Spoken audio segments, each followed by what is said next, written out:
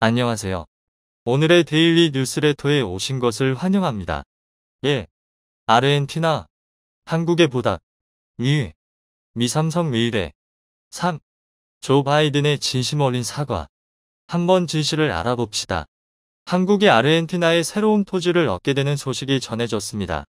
아르헨티나가 한국에 파격적인 제안을 한 것으로 알려져 궁지에 몰린 아르헨티나의 기회를 노리고 있던 중국은 충격을 받았습니다. 중국은 아르헨티나를 노리던 계획이 한국 때문에 무너진 것으로 여겨지며 한국이 얻게 되는 땅은 어떤 땅인지 궁금해합니다. 대한민국을 가슴 아프게 만든 사건. IMF는 20년이 넘은 역사적인 일이지만 한국인들에게 씻을 수 없는 상처를 남겼습니다. 국가의 빛을 되찾기 위해 국민들이 기부하고 금 모으기 운동을 하는 등 놀라운 국민성을 보였지만 몇 년간 국민들은 고통을 감내해야 했습니다. 8번의 구제금융도 엄청난 고통을 주는데 이것도 모자라 9번째 구제금융을 받으려는 국가가 있습니다. 아르헨티나, 지구 반대편의 남미 국가가 그 주인공입니다. 아르헨티나는 최근 54조 원 규모의 협상을 마무리 지었습니다.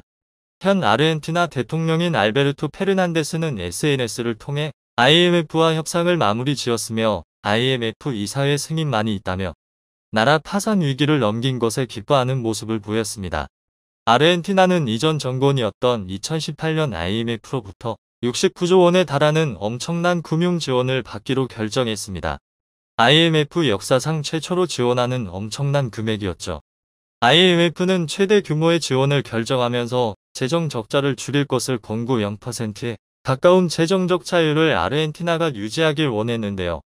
거의 불가능에 가까운 수준을 요구한 것입니다. 페르난데스 대통령은 이런 조건을 받을 수 없다고 말하며 세부 조정안에 대해 오랜 씨름을 거쳤죠. 결과적으로 2022년에 들어서 모든 세부안 합의를 마무리 짓고 빚을 갚기 위한 긴축 정책 시행에 들어간 것입니다. IMF와의 합의를 이끌어낸 정부를 향해 돌아온 것은 차가운 냉소와 뜨거운 반발이었습니다. 학계는 이번 정부가 IMF와 합의한 내용은 불공정 계약이라는 냉소를 보냈으며 일반 국민들은 삶을 위태롭게 만드는 IMF와의 합의는 받아들일 수 없다는 입장이었죠. 이 소식이 등장한 뒤부터 아르헨티나 시내는 IMF 금융 반대파들과 일반 시민들로 점령되었습니다. 이들이 가장 우려한 것은 IMF 구제 금융 도입 이후 찾아올 노동 유연화와 구조조정, 초인플레이션을 걱정했죠.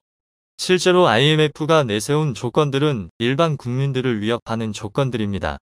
특히 노동 유연화의 경우 기업들의 해고를 쉽게 만들고 비정규직을 늘려 계약 조건을 완화하는 정책으로 정규직 노조가 활발한 아르헨티나는 이를 받아들이기 어려웠습니다. 특히 초인플레이션 역시 심각한 문제인데요. 중국의 자원 대란 이후 전체적으로 자원 수급의 문제가 발생. 이후 원자재 가격이 급상승하면서 세계 경제는 급격한 물가 상승을 겪어야 했습니다. 코로나 시대의 많은 통화량도 인플레이션 현상을 가속화했습니다. 빠르게 풀린 돈만큼 화폐 가치는 떨어졌고 물가는 기대 이상으로 올라가게 되었습니다. 게다가 우크라이나 사태가 심각하게 돌아가면서 전쟁으로 인한 자원 수급 문제가 큰 문제로 돌변했습니다. 여러 외부 요인으로 아르헨티나 경제가 인플레이션 압력에 이미 많이 노출되어 있어 서민 경제가 최악으로 치닫는 이 시기에 만일 IMF 구제 금융까지 받아들인다면 서민들 입장에선 파산하는 것 외에는 별다른 방법이 없는 것이죠. 사실 1980년대까지만 하더라도 아르헨티나는 잘 사는 국가였습니다. 경제성장과 물가 역시 안정된 국가로 오히려 아르헨티나로 이민하는 한국인들이 있을 정도로 앞선 국가였죠. 그러나 군사 독재로 인해 정권이 부패한 세력에게 넘어가면서 아르헨티나 경제는 박살나게 되었습니다. 호르헤 비델라가 정권을 잡게 되면서 산업 기반이 파탄 초인플레이션이 당연한 국가가 되었죠. 사리사욕을 챙기려는 비델라 정권 소속 정치인들의 행동으로 국유화된 재산은 외국 기업들에게 넘어갈 뿐만 아니라 뇌물과 부패의 관료들의 등장으로 산업 발전이 늦어지면서 빈민율이 4%에서 38%로 상승하게 되었죠. 게다가 문제를 감추기 위해 대대적인 통계 조작도 들어가면서 경제 파탄을 속이는 일까지 아르헨티나 정부에서 저지른 것입니다. 분명 경제는 망해가고 있는데 통계 수치만 살펴보면 매년 8% 성장을 거듭 겉으로 드러난 것만 봤을 때 선진국 수준의 경제였습니다. 그러나 민주 정권이 들어서고 이제까지 조작된 통계를 전면 재검수 아르헨티나 현 상황을 정확히 진단한 결과는 생각보다 참혹했습니다.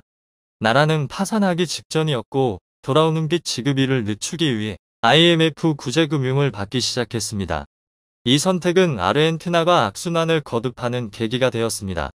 물가를 잡기 위해 금리를 올리면 발전이 늦춰지고, 그렇다고 물가를 내버려 두면 서민 경제가 파탄나는 상황이 계속되며 아르헨티나는 세계 경제학자는 물론이고 전 세계적으로 비웃음거리가 되었습니다.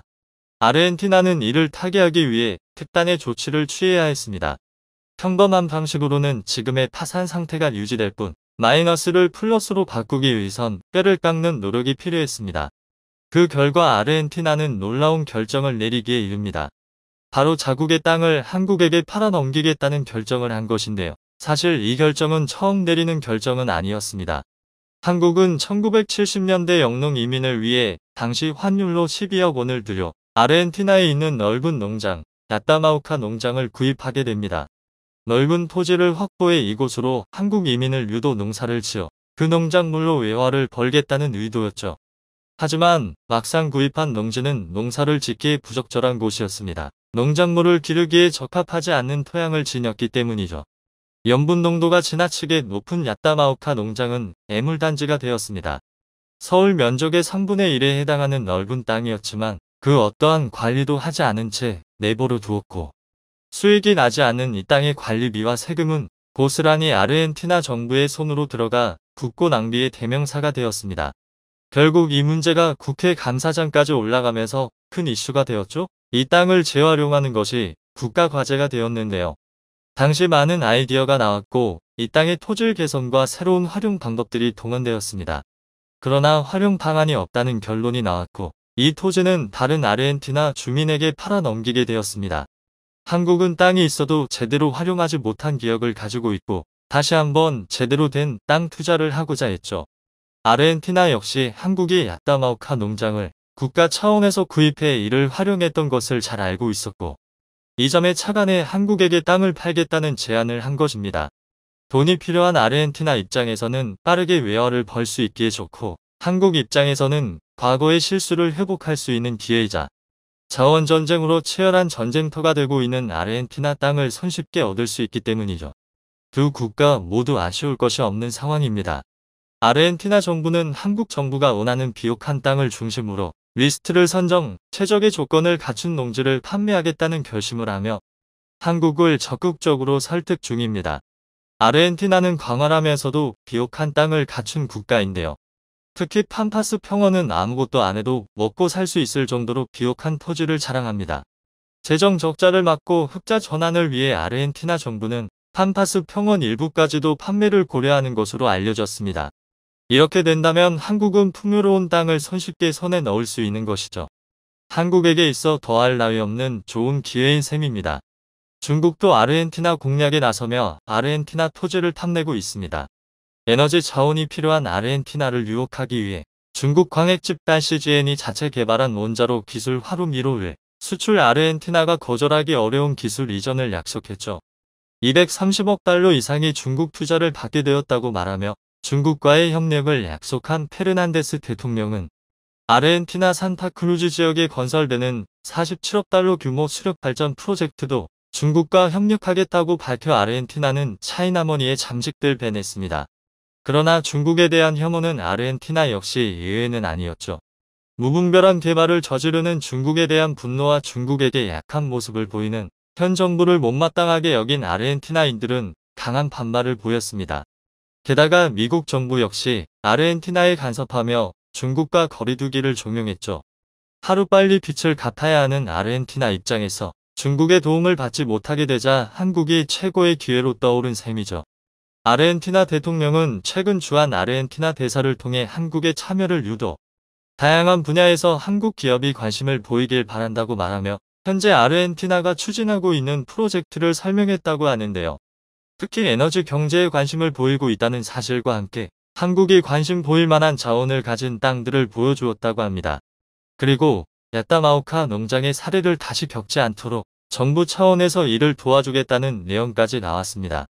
중국 정부는 아르헨 정부가 한국과의 협력을 강화하려고 하자 당황하는 모습을 보이며 더 많은 자원을 약속했으나 미국의 견제와 내부 반발 때문에 불가능한 상황. 한국이 중국보다 더 유리한 위치에 서 있게 된 것입니다. 한국이 이 기회를 잡아 자원 경쟁에서 유리한 위치에 서 있기를 바라며 앞으로 한국이 더 발전하는 나라로 발돋움하길 기대하겠습니다. 한국 반도체 산업을 고사시키려던 미국이 삼성의 대박력에 큰 충격을 받고 있어 화제입니다. 이는 외신에서도 크게 부각되며 바이든 정부의 진짜 의도까지 드러났다는 분석입니다. 미국마저 크게 놀라게 한 삼성의 폭탄 발표. 무슨 일이 벌어졌는지 자세히 알아보겠습니다. 최근 니케이 아시아는 미국이 한국 기업에게 준 1년간의 수출 통제 면제 조치가 미래를 보장하는 것이 아닌 중국 사업에 대한 경고라는 해석을 했습니다. 특히 외신들은 인텔이 낸드 사업을 SK 하이닉스에 넘긴 후 나온 조치라는 점을 들어 미국을 비판하고 있습니다. 2015년 인텔은 6조 원을 들어 중국 파렌 공장을 낸드 전용으로 전환했었고 그 후 2020년 매각을 추진한 바 있습니다. 이를 인수했던 곳은 SK 하이닉스로 무려 90억 달러에 매입하는 계약을 했습니다. 이는 삼성전자의 하만 인수 매입가였던 80억 달러보다도 많은 금액입니다.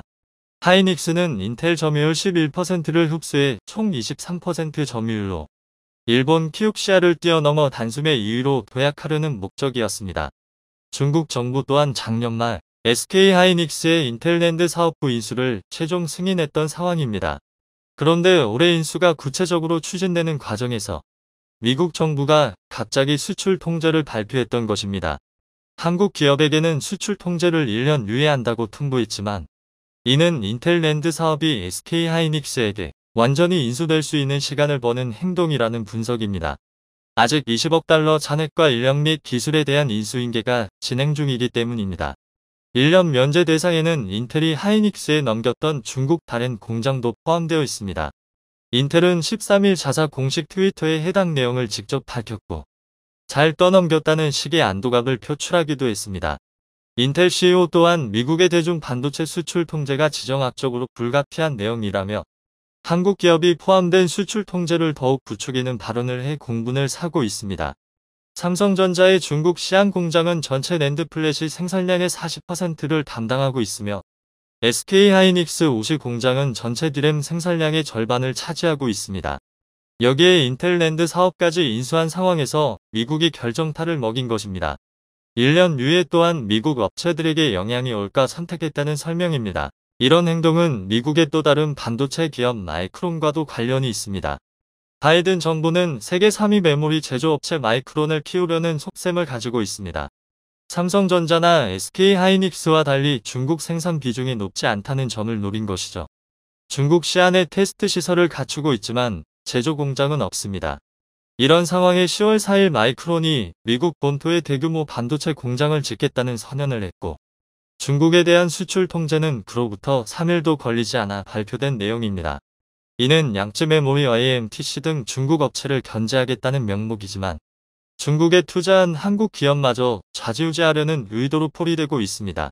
마이크론은 20년에 걸쳐 뉴욕에 1천억 달러 142조 원을 투입하기로 한 상태입니다. 단계적으로 자사 생산량의 40%를 미국에서 생산하겠다는 계획을 세운 것입니다. 마이크론 뉴욕주 부지는 미식 축구장 40개에 해당하는 너피입니다. 워싱턴의 기업 관계자는 미국은 결코 한국 기업 조업하고 중국을 제재하지 않는다며 결국 중국을 핑계로 한국까지 견제하는 것이라는 설명을 했습니다. 마이크론은 반도체법에 따라 초기 투자금의 절반가량을 지원받을 수 있습니다. 메모리 반도체의 한 축인 낸드 폴리시에서 마이크론의 공세가 거센 상황에서 바이든 정부가 날개를 탈아준 것입니다. 마이크론은 지난 7월 세계 최초로 232단 낸드 플래시 양산을 시작한 바 있습니다. SK 하이닉스가 곧바로 238단을 공개하면서 가까스로 재역전에 성공했지만 언제든 뒤집힐 정도로 박빙의 승부를 하고 있는 중입니다. 그리고 마이크론은 10나노 5세대 디램 양산도 준비하고 있어 삼성과 SK 하이닉스를 둘 다 위협하는 존재가 되고 있습니다. 바이든은 최근 마이크론을 찾아 대규모 투자 계획에 대해 미국의 승리로 표현하기도 했습니다. 마이크론은 미국의 연구개발센터를 두고 주로 일본과 대만, 싱가포르의 공장을 운영해 왔습니다. 그런데 갑자기 미국을 선택했던 이유는 지원금뿐 아니라 한국과 중국을 견제할 수 있는 충분한 딜이 있었을 것이라는 분석입니다. 1990년대만 해도 전 세계 반도체 칩 제조에서 미국의 점유율은 37%였는데 이것은 12%로 줄어들어 있습니다. 이에 인텔 파운드립과 마이크론 메모리를 적극 지원하는 상황입니다. 해당 회사 제품을 자국 업체들이 적극 구매하도록 독려하고 있으며 향후에는 중국 시장에서 한국을 밀어내고 자신들이 팔겠다는 전략이 엿보이고 있습니다. 작년 미국은 삼성과 SK하이닉스 등의 영업기밀을 제출하라는 요구를 했습니다. 이에 핵심 정보가 인텔과 마이크론 등에 흘러갔을 가능성도 우려되는 상황입니다. 미국은 일본과도 합심해 한국 업체들 추격하고 있습니다. 일본 반도체 업체 키옥시아의 도시바 메모리는 미국 웨스턴 디지털과 공통으로 총 10조 원 규모의 새 반도체 공장을 일본 북부에 건설하고 있는 상태입니다. 낸드 생산량을 2배로 늘리고 162단까지 성능을 올리려는 중입니다. 1차로 2,700억 엔을 투자해 3차원 플래시 메모리를 양산할 계획인데 이 중 3분의 1인 980억 엔 정도는 일본 정부가 지원하고 있습니다. 기존에 만들었던 반도체 기금 6천억 엔에서 지원금을 충당하고 있는 것입니다. 일본 언론들은 키옥시아가 일본 정부의 지원을 바탕으로 메모리 반도체 1위 기업인 삼성전자에 대항할 준비를 하고 있다는 보도를 했습니다. 키옥시아 또한 중국 내 공장이 없어 미국 수출 통제 피해는 고스란히 한국만 있는 상황입니다. 그리고 마이크론도 일본 히로시마에 공장을 건설하고 있습니다. 일본 정부로부터 최대 4,600억 원 정도를 지원받아 디램을 양산하겠다는 계획입니다. 즉 대다수가 1년에서 2년 사이에 공장이 지어지게 한국에 대한 수출 통제도 이 시기에 맞춰 진행하고 있는 것입니다. 이런 협공에도 삼성전자는 마이크론과 키옥시아의 정면 승부를 걸며 맞서고 있습니다. 이를 두고 전문가들은 치킨게임에 돌입했다는 분석을 내놓은 상태입니다. 삼성은 최근 열린 컨퍼런스 콜에서 인위적 감산을 고려하지 않는다고 밝혔으며 투자 계획도 그대로 유지하고 있는 것으로 나타났습니다. 이는 마이크론과 일본 키옥시아가 잇따라 감산 계획을 밝힌 것과도 대비되는 내용입니다. 미국 마이크론은 어려운 경제 환경으로 최근 드램과 낸드 플래시 감산을 공식화했습니다. 하반기 생산량을 줄이고 내년 설비 투자 규모를 올해 대비 30% 삭감하기로 한 것입니다. 3분기부터 232단 비중을 단계적으로 늘릴 계획이었으나 이번 감산으로 176단 낸드 생산이 줄을 이룰 것이란 분석입니다. 일본 키옥시아 또한 플래시 메모리 생산을 30% 줄인다는 발표를 했습니다. 내년부터 내놓기로 한 162단 생산 계획도 차질을 빚고 있다는 설명입니다. 결국 공장 건설은 실패로 끝날 가능성이 높아지고 있습니다.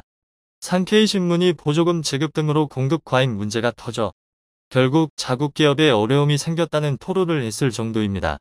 메모리 반도체의 경우 라인을 멈추면 제품이 나오기까지 6개월이 걸리게 한번 감산을 진행하면 기회가 왔을 때 놓칠 가능성이 굉장히 높습니다. 결국 과거 치킨게임처럼 삼성의 승리가 다가오고 있다는 분석입니다. 삼성전자는 2007년부터 2012년까지의 반도체 하락기 때 공격적으로 대응한 바 있습니다. 2007년 당시에 약 7달러에 육박했던 디램 가격은 0.5달러까지 떨어졌고 2009년 독일의 디램 반도체 업체 키몬다가 파산했죠. 그 후 잠시 평화가 오는 듯한 모습을 보이자 2010년 일본과 대만 기업들이 다시 설비 투자와 중산에 나서 2차전에 돌입하기도 했습니다. 결국 2012년 일본의 유일한 디램 업체 엘피다가 무너져 내렸죠. 일본 정부가 긴급하게 자금을 수혈해 회생시켰지만 2차 전쟁으로 무너진 것입니다. 현재 엘피다는 디램 3위 업체 위국 마이크론에 인수돼 있습니다. 그 결과 삼성전자는 디램에서 42% 점유율로 1위에 올라섰으며 낸드에서도 33% 점유율로 1위를 하고 있는 상황입니다. 기술을 토대로 원가 경쟁력에서 우위에 있다 보니 다른 업체들이 적자를 내도 흑자를 유지할 수 있는 구조가 승리의 요인이 되고 있습니다.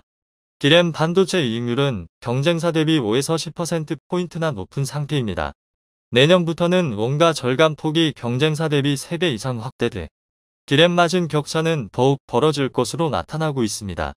4분기 낸드 가격 급락으로 경쟁사는 적자를 선언할 가능성이 높지만 삼성전자는 반도체 외에도 모바일과 가전 등에서 수조 원대 수익을 내고 있어 치킨게임이 벌어지면 삼성에게 절대적으로 유리한 상태라는 분석입니다. 이에 대한 자신감으로 올해 역대 최대 규모인 54조 원 투자를 유지하고 있습니다. 지난해 시설 투자액 48조 2천억 원 대비 12%나 많은 수준입니다. 삽성은 미국 내 발표에서도 작심 발언을 했습니다. 초격차 기술력을 공언하며 구체적인 양산 시기와 공정 방법을 제시한 것입니다. 우선 1.4나노 카드를 꺼내 들며 업계를 놀라게 했죠. 지난 6월 세계 최초로 3나노 공정 시대를 열며 기술 우위를 확보한 데이어 TSMC를 따돌리고 2027년 1.4나노까지 개발하겠다고 선언했기 때문입니다. 그리고 경쟁사들이 4세대 D램을 생산하고 있는 상황에서 세계 최초로 5세대 10나노급 메모리를 양산하고 낸드 부분에서도 2030년까지 1000단을 쌓겠다는 발표를 했습니다. 그런데 이보다 미국이 더 크게 놀란 것은 2025년 차량용 메모리 1위 달성 부분입니다. 마이크론이 40% 이상 점유율을 차지하고 있는 사업에 정면 승부를 걸었기 때문이죠. 삼성전자는 2015년 차량용 메모리 시장에 첫 진입한 이후 성장세를 이어가고 있습니다. 자율주행 시대에 접어들면 자동차 한 대에 탑재되는 반도체는 수천 개로 늘어날 전망이라 마이크론이 장악했던 시장을 빼앗겠다는 전략입니다. 미국의 뒤통수를 극복할 수 있는 방법은 확실한 경쟁력을 갖는 것입니다. 한국은 더욱 기술력을 높여 반도체 시장에서 지속 우위를 유지하길 바랍니다. 미국의 한국차별법은 아무것도 아니었습니다.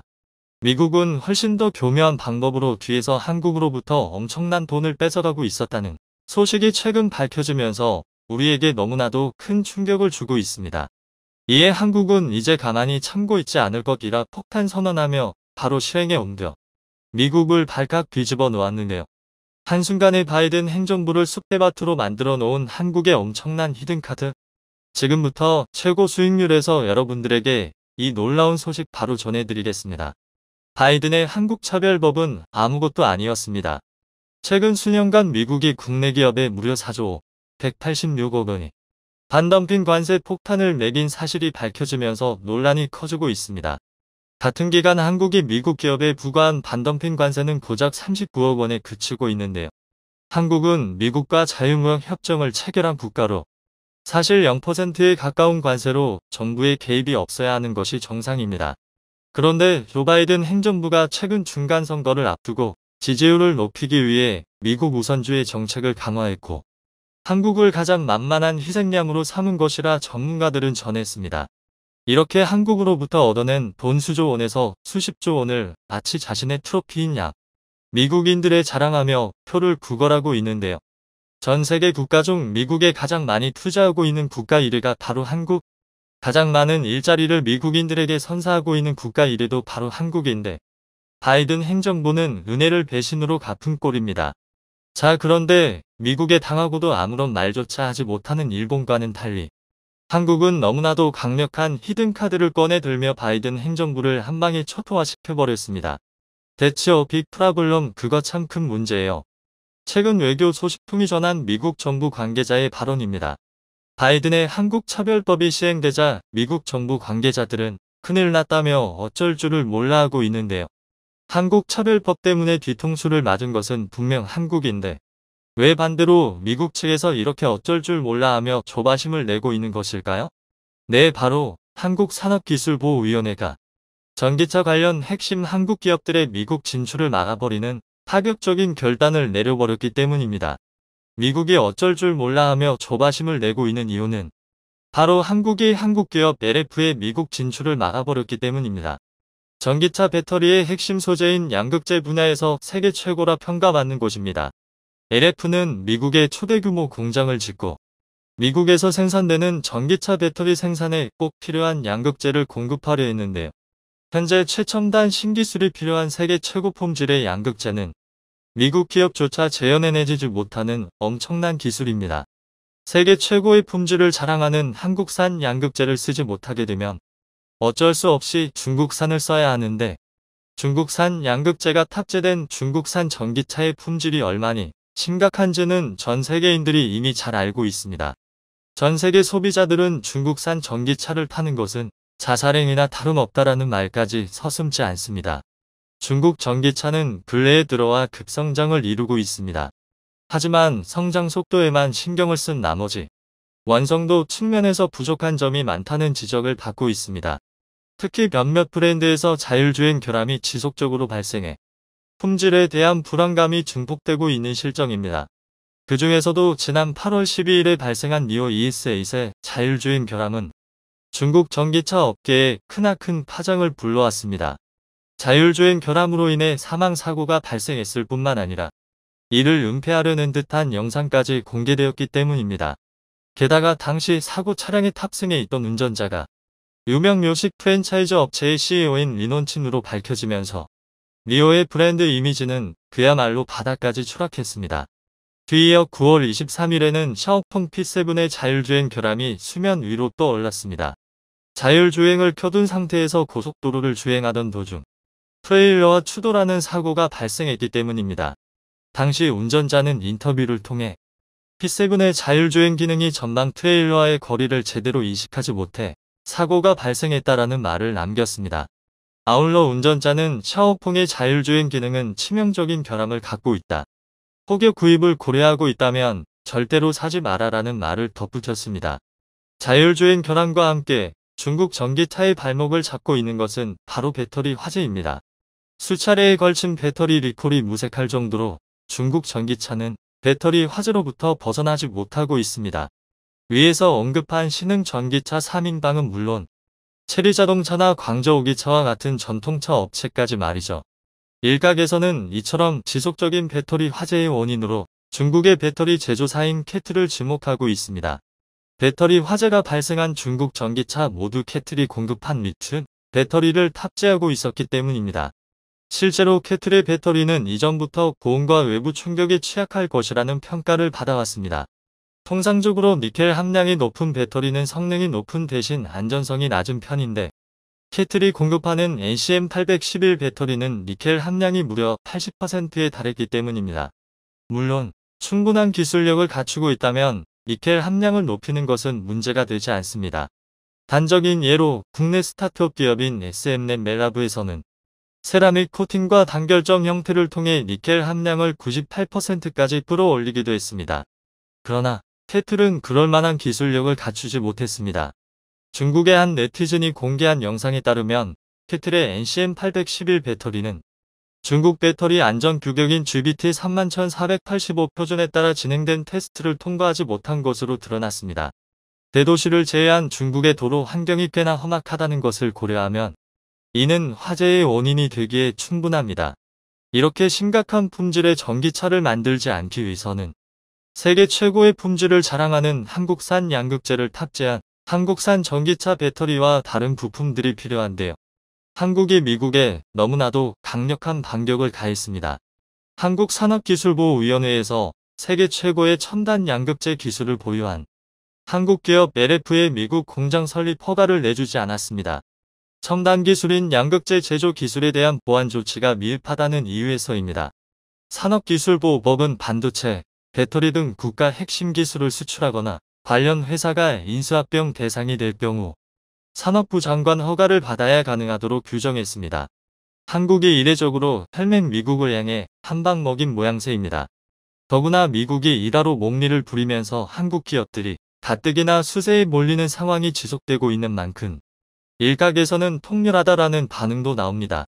한국 기업 LF와 손을 잡고 전기차 배터리 시장에서 점유율을 높이려던 미국 기업들은 초비상이 걸렸습니다.